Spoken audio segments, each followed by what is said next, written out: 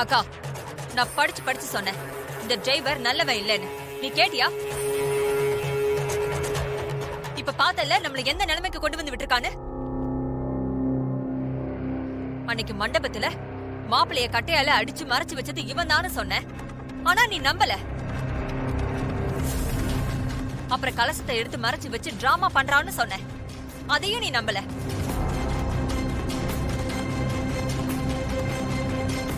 அப்புறம் ரேவதிய கரண்ட் ஷாக்ல இருந்து காப்பாத்துறன்னு அசிங்கமா நடந்துக்கிட்டான்.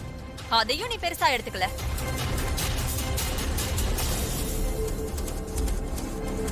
நேத்து பொங்கலப்ப இவன் பிளான் பண்ணிதான் ரேவதிய கோலம் போட்ட இடத்துல இருந்து தூக்குறேன்னு தான் மேல விழ வச்சு இதையெல்லாம் சொல்லவே சிச்சி எனக்கு அருவருப்பா இருக்கு.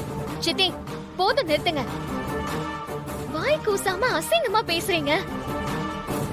தற்செயலா நடந்த எல்லாத்தையும் பிளான் பண்ணி பண்ணதா என்னையும் டிரைவரையும் அசிங்கப்படுத்துறீங்க. நீங்களே இப்படி பேசினா ஊர்க்காரங்க தப்பா பேச மாட்டாங்க. டிரைவரும் தப்பா நடக்கிற ஆள் இல்ல, நானும் அதுக்கு இடம் கொடுக்கறவ இல்ல. ஏய், நீ சின்ன பொண்ணு, உனக்கு ஒண்ணு தெரியாது.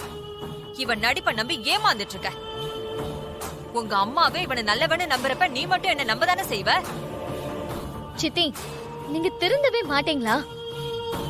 இவர் மேல இருக்கிற பர்சனல் கோவத்துல நம்ம வீட்ல எது நடந்தாலும் அதுக்கு காரணம் இவர் தானே சொல்வீங்களா?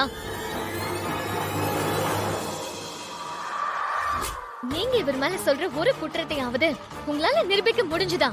இன்னும் கொஞ்ச நாள்ல நிரூபிக்க தாண்டி போறேன்.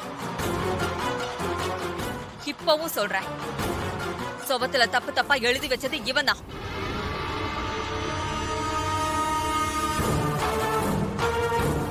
இப்படி எல்லாம் எழுதி வச்சா அந்த மாப்பிள்ள உன்னை வேண்டான்னு ஓடிடுவான். அப்புறம் இவனே உன்னை கல்யாணம் பண்ணிக்கலான்னு பிளான் பண்ணிதான் இதை எல்லாத்தையும் பண்ணிட்டு இருக்கான். டிரைவரா இருக்கிறவ இந்த வீட்டு மாப்பிள்ளை ஆகணும்னு ஆசைப்படுறான். சந்திரா, போதும் நிறுத்து. பேசுறதுக்கு ஒரு லிமிட் இருக்கு.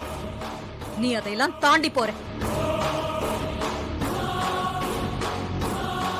நீ டிரைவர் மேல பழிய போடுறேன்னு சொல்லி ரேவதிய என்ன நம்ம குடும்பத்தை அசிங்கப்படுத்துற. இல்லக்கா, நான் என்ன சொல்ல வந்தேனா? நீ எதுவும் சொல்ல வேண்டாம். சொன்ன வரைக்கும் போதும்.